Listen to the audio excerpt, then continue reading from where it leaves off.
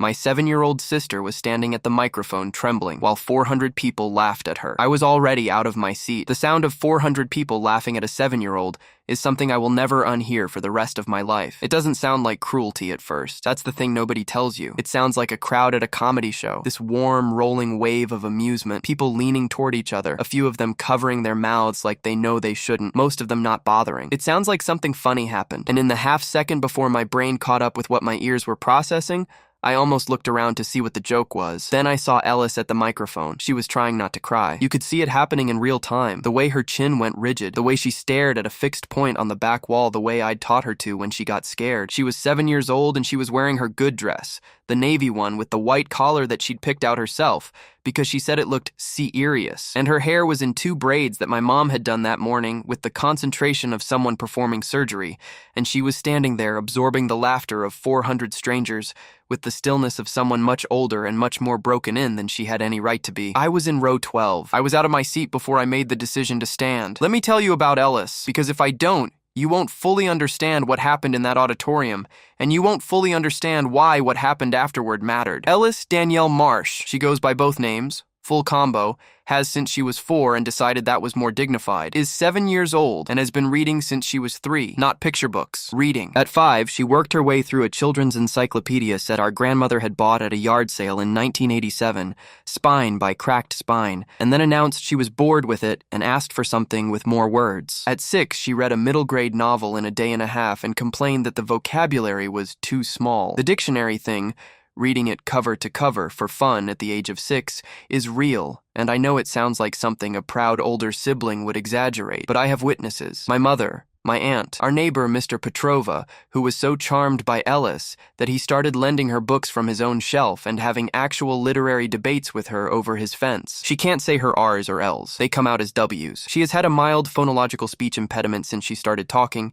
She sees a speech therapist named Ms. Guerrero every Tuesday after school, and she has made measurable progress. But slowly, and for now, when Ellis Danielle Marsh opens her mouth, she sounds like a small, cheerful cartoon character narrating her own life, which delights her, and has delighted most of the adults who've encountered it, and has, since preschool, been a reliable source of material for kids who are looking for something to target. I am 16, 9 years older than Ellis. Our mom works double shifts at the hospital 3 days a week, and I am, on those days, the person responsible for Ellis. Pickups, homework, dinner, bath, the works. I'm not her parent, but I'm the one who knows what she's afraid of. Moths, mostly, and also the idea of being left behind, and what makes her laugh, anything involving dogs doing undignified things, and what she wants when she's having a hard day. Grilled cheese, no crusts, orange juice with exactly 3 ice cubes, and someone to listen while she explains whatever she's currently reading. She'd been preparing for the spelling bee since October. That's 4 months. 4 months of index cards organized by word origin. Latin roots, Greek roots, French borrowings, written in her careful, oversized handwriting. She made a study schedule on graph paper, color-coded by difficulty level. She asked Ms. Guerrero if they could spend a portion of each session on how to ask the judge to repeat or use a word in a sentence, because she already knew at 7, that the way she asked would draw attention, and she wanted to handle it with as much dignity as possible. I don't want them to think I'm asking because I don't know, she told me one evening in October, sitting at the kitchen table with her index cards. I want them to know I'm asking because I'm being thorough, I said. Thorough, she repeated, very seriously, like the word was a door she was working on opening. She won the school B in November, then districts in January. Regionals were on a Saturday in February at the Midland Community Center, a big room with bleacher seating, a proper stage, a PA system, and a capacity of 400 that, on this particular Saturday, was almost entirely filled. 8 kids, 3 rounds from the finals. Ellis wore the navy dress and the 2 braids and the expression of someone who had been preparing for exactly this. I sat in row 12 with my phone in my jacket pocket recording. I'd started recording at school level, just habit, something to show mom. She couldn't always make it to the events. On the day of regionals, she was covering for a colleague and didn't get there until round 6, arriving quietly and sliding into the seat I'd saved for her. I didn't think anything of the recording. I was just documenting my sister winning a spelling bee. Rounds 1 through 4 were exactly what I'd hoped for. Ellis spelled her words with the focused precision of someone who had genuinely memorized a dictionary, which is to say, she spelled them correctly, without hesitation, without drama, and walked back to her seat each time with a small, private nod that I recognized as her version of a victory lap. The judge was a woman I didn't know. The event program listed her as Mrs. Patricia Holden, a name I've since had reason to look up. She was somewhere in her 50s, with reading glasses on a beaded chain that rested on her chest between words, and a way of holding her mouth when she wasn't speaking that suggested she found the general situation mildly beneath her. She wasn't warm, she wasn't unkind, not in those early rounds. She was simply efficient, dispatching words in a clipped monotone, moving things along. I noticed in round 3 that when a boy named Connor asked for his word to be used in a sentence, Mrs. Holden gave him a small smile. "Of course," she said, and read one. I filed this away and didn't say anything to myself about it yet. Round 5 is where it started. Ellis walked up, adjusted the microphone. She had to reach up for it, she's small for 7, and said, clearly and carefully, "Can you please weep at the wood?" A few people laughed, not many, maybe a dozen in a crowd of 400, not even. But in a quiet auditorium, 12 people laughing sounds like a lot. Mrs. Holden sighed. It was a short sound, maybe a quarter of a second, but it was a sigh, and it was directed at a second grader who had just politely asked for a repeat. And I watched it happen with the particular quality of attention you give to something when your body registers it as a threat before your conscious mind has caught up. "The word," she said, loudly and slowly, with the measured enunciation of someone speaking to a person who does not speak English, "is reply." Ellis went red. She spelled it, R-E-P-L-Y. She walked back to her seat with her chin slightly lower than when she'd left. In row 12, I pressed my thumbnail into my palm and breathed. Round 6. 3 boys in the front row, I later learned their names, I'll get to that, had apparently decided that round 5 was an invitation. When Ellis approached the microphone and asked for her word to be used in a sentence, one of them, in a loud, exaggerated baby voice, "Please," laughter, more than before, spreading outward from the front rows like something spilled. Mrs. Holden did not look at the boys. She did not tell them to be quiet. She stood with her arms crossed and waited, with the patience of someone waiting for a side conversation to end, before resuming what they were doing. Ellis spelled the word correctly. She always spelled the words correctly. From row 12, I could see the line of her shoulders. When she got nervous, she lifted them slightly, like she was trying to make herself a smaller target. She had lifted them now. My mother was in the seat beside me by then, still in her scrubs, and I felt her hand close around my arm, not pulling me back, just there. Round 7. 5 kids left. Ellis's word was color. She asked for a repeat. Mrs. Holden rolled her eyes. I want to be precise about this because it matters. It wasn't a subtle thing. It wasn't the kind of eye roll that you might be able to attribute to a lighting condition or a momentary distraction. It was an unambiguous,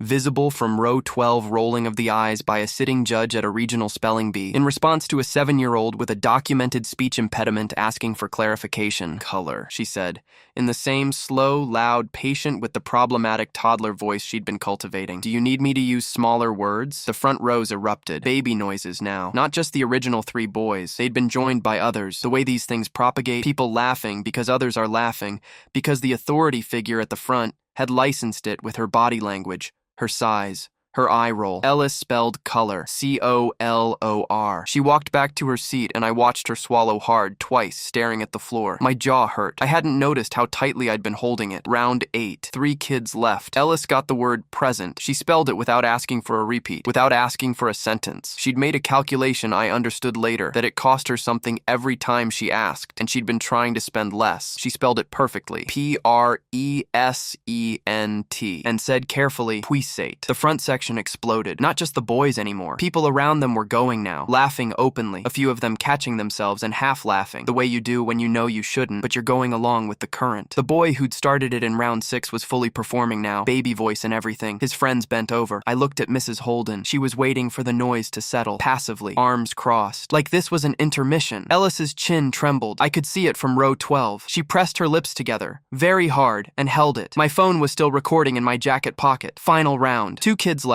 Ellis and a girl named Sophie Park, who was 11 and had the kind of calm that competitive spelling breeds, that "I have done this before" stillness. Sophie spelled her word clean. Then it was Ellis's turn. Mrs. Holden looked at Ellis with an expression I can only describe as preemptive exhaustion. "Your word is literature." Ellis took a breath. She knew this word. I knew she knew this word. She had used it in conversation at age 6 with the easy fluency of someone who'd encountered it in context several hundred times. She knew this word in her sleep. She looked up at Mrs. Holden. "Can you please weep at the wowed?" 400 people. The laughter was immediate and total, and I felt it in my chest, the way you feel a bass frequency. Not a few people, 400 people. The front rows leading it and the rest of the room following. The way a crowd laughs at a movie theater when someone on screen does something embarrassing, helplessly, collectively, the way laughter becomes contagious in an enclosed space. At the microphone, my 7-year-old sister was trying not to cry. I was moving. I don't remember making the decision to stand. I remember being in my seat, and then I remember being in the aisle, and my mother saying something behind me. Not stop, I noticed, not sit down, just my name once in a particular tone, and then I was walking to the front of the auditorium while 400 people were still settling from the laugh. "Sir, return to your seat." I'm not sure who said it. Someone near the front. I kept walking. I got to the judge's table, and I looked at Mrs. Patricia Holden directly, and whatever she saw in my face made her sit back slightly in her chair. "She has a speech impediment," I said. I was not yelling. I want to be clear about that. I was speaking at conversation volume, which is why the silence that had fallen over the room meant that everyone heard me. "She's had it her whole life. It doesn't make her stupid. It doesn't mean she can't spell. It means she talks different." Mrs. Holden opened her mouth. "She asked you to repeat words. Every other kid up here asked you to repeat words, and you didn't talk to them like they were 5. You didn't sigh at them. You didn't roll your eyes. Yes, everyone saw that, and you did not ask if they needed smaller words." I heard a few sharp inhales from the audience. "You're the judge. This is your room. Those kids laughed because you let them, because you made them feel like they were allowed to." I turned to the 3 boys in the front row. They were very still now. "She's 7 years old. She's in 2nd grade. She beat every kid in this district to be standing up here today, and you've been making baby noises at her for the last 4 rounds. One of them was looking at the floor. "You feel good about that?" The room was completely silent. I walked to Ellis. She had tears running straight down her face, not wiping them, just standing there trying to hold herself together the way she'd been holding herself together for the last hour.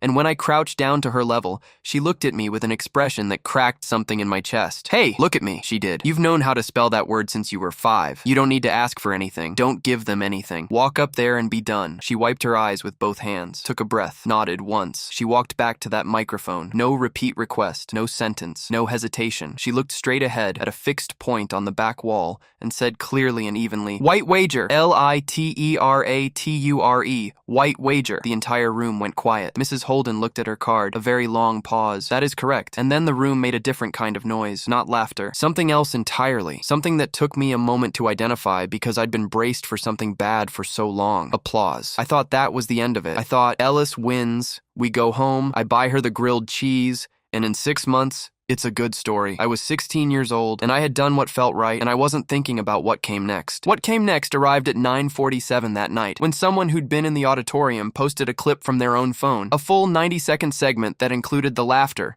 my walk to the front, the confrontation, Ellis at the microphone. They posted it on Twitter. By morning, it had been viewed 400,000 times. My phone, when I woke up at 7 a.m. on Sunday, had 47 unread text messages and notifications I couldn't immediately process. My mom was already in the kitchen on her phone with a look I had never seen on her before. Something between shocked and very carefully not emotional. "The video," she said. "I know, honey." She put the phone down. "A lot of people have seen the video." By Sunday afternoon, the clip had been viewed 2.3 million times. By Monday morning, it was at 6 million and had been picked up by several news outlets. My phone, a 3-year-old Samsung that had never been treated with particular gentleness, was struggling to process the notifications. I want to tell you I handled this with perfect composure. I didn't. I was 16. I spent most of Sunday in my room with the door closed, oscillating between a kind of hyper-alert disorientation and the creeping certainty that I had made an enormous mistake. Not about what I'd said, I didn't regret that, but I hadn't thought about Ellis, about what it meant for her to be at the center of a viral video, about whether she'd wanted this. I found her in her room that afternoon,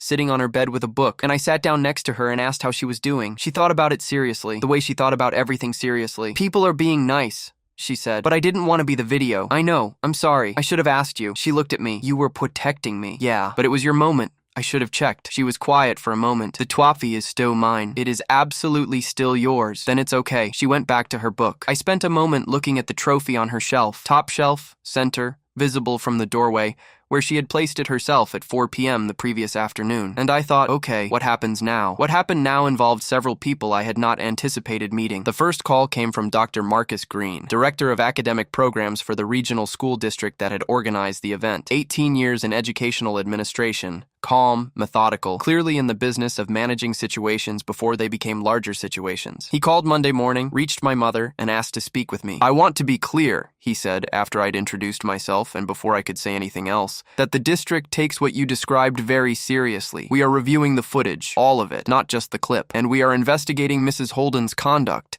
as well as the conduct of the students who made the comments from the audience." "Okay," I said. "I also want to say personally that what you described, and what I've now seen, does not reflect the standards we hold for this competition or for anyone involved in it. That should not have happened." I waited for the but. "The district will be in contact with your family through the week. I wanted to reach out directly first." "No," But Dr. Green was true to his word. By Wednesday, the district had released a formal public statement acknowledging that Mrs. Holden's conduct had fallen below the standards required of competition officials, that the incident had been reviewed by district administration, and that Mrs. Holden would not be serving in a judging capacity at any future district events. The statement did not mention her name. Ellis's name was not mentioned in any official communications, at my mother's specific request, which the district honored. The second person was a woman named Claire Ndiaye, a reporter with our city's paper, who reached us through my mother's email on Tuesday and asked for a comment. My mother said she'd think about it. We talked about it that night, the three of us, Mom, me, and Ellis, because Ellis was part of this whether we'd intended it or not, and she deserved a seat at that conversation. Do you want to talk to a newspaper person?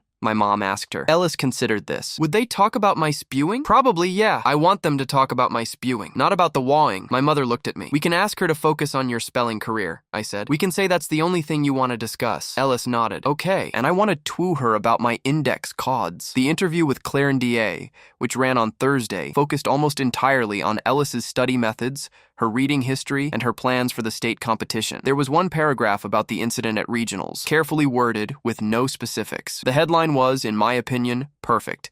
Second grader wins regional spelling bee with word she's known since she was 5. The story was picked up by AP. It ran nationally. The third person was a woman named Dr. Fatima Khalid, a speech-language pathologist and professor at a nearby university, who had approximately 22 years of experience, and who had reached out not to us directly, but to Ms. Guerrero, Ellis's speech therapist. They knew each other professionally. Dr. Khalid had seen the video and wanted to offer Ellis pro bono continued therapy sessions, and, with our family's permission, to write a short piece for an academic newsletter about speech impediments and competitive environments. My mom said yes to the sessions. She said she'd think about the newsletter piece, and they talked further, and eventually she said yes to that too, with the stipulation that Ellis not be named specifically. She'd be referred to as a student. People will know, I said to my mom that night. Maybe, she said, but it won't be us saying it. Their names came out fairly quickly through people who'd been in the auditorium. I'm not going to say them here.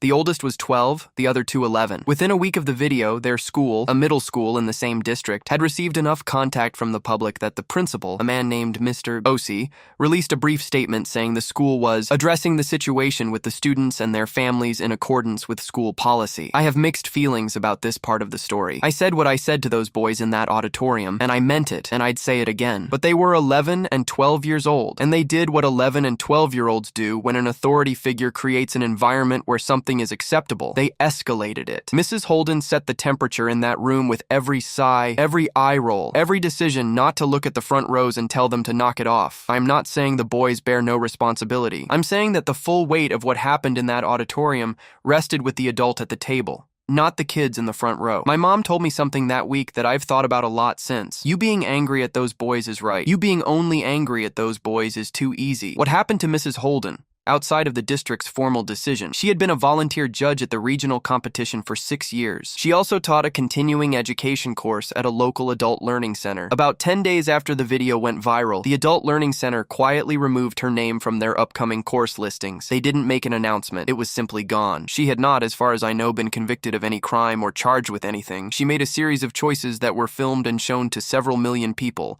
and the consequences were social and professional rather than legal. I thought about whether that was justice. I thought about it a lot. I still don't have a clean answer. What she did was unkind and careless and harmful to a 7-year-old, and the fact that it was habitual, the sighing, the eye-rolling, the slow, careful voice of performative patience, suggested this was not the first time she'd been that way, with a child who was different in some way she found inconvenient. The video made sure it was the last time she'd be in that specific position. Is that justice? Is that enough? I don't know. I'm 16. I'm still working on the question. The state competition was 8 weeks after regionals. In those 8 weeks, Ellis received 214 letters and emails. My mom counted, because Ellis asked her to, because Ellis wanted to know the exact number. They came from people who had speech impediments and were adults now, from parents of children who stuttered or lisped or talked differently, from a woman in her 70s who had been mocked at a school event when she was 7 years old and had never forgotten it, from a speech-language pathologist in another state who sent a picture book about a girl with a speech impediment who became a scientist, from a 12-year-old boy who wrote in carefully printed letters,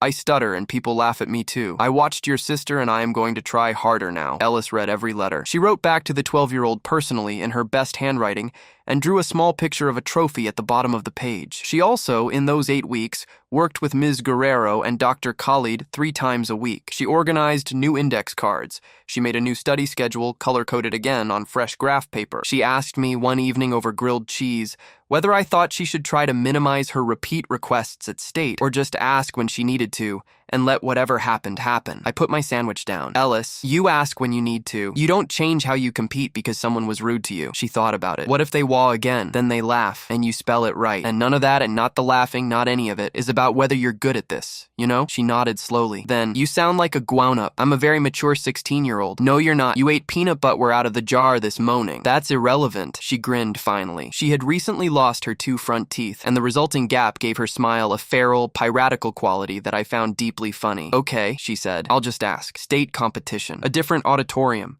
Bigger. Maybe 600 seats. Ellis in the navy dress. Different judge, a young man, mid-30s, who smiled at all the kids when they walked up and said, "Take your time," like he meant it. I sat in row 10 with my phone recording, same as always. Ellis got to round 7. The word was ambiguous. She walked up to the microphone, adjusted it, looked at the judge. "Can you please use it in a sentence?" The judge smiled. "Of course." The directions were ambiguous, so we got lost. Ellis nodded. Thought for exactly 3 seconds. Ambiguous. ambiguous. Ambiguous. That is correct. She nodded once, her version of a victory lap, and walked back to her seat. No one laughed. She didn't win state. She came in 4th, which for a 7-year-old at a state spelling bee was, by any reasonable measure, extraordinary. The word that knocked her out was filigree. She got the ending wrong, put an extra E where there wasn't one, and stood at the microphone for a moment after she heard the bell with the expression of someone recalculating. Then she nodded once more and thanked the judge and walked off stage with her head up. I met her in the hallway. She was quiet for a moment. "I knew that one," she said. "I know. I just forgot the ending." Yeah, she was quiet for another moment. "Does 4th place still count?" I thought about the trophy on her shelf. Top shelf, center. You can see it from the doorway. 4th place at state counts, I said. "And you know you've got 2 more years at this age bracket." She considered this with the gravity of someone updating a long-term strategic plan. "I'm going to win it." "Yeah," I said. "I know." She is practicing her R's and L's with Ms. Guerrero every Tuesday. She has new index cards in 3 colors on the kitchen table right now, organized by Latin roots. She asked for a thesaurus for her birthday and got one, and has been reading it the way other children read comics. The trophy from regionals sits on her shelf. Top shelf. Center. You can see it from the doorway. And if you made it this far, you've earned it. Go ahead and hit like. Ellis would probably spell out exactly why in flawless alphabetical detail.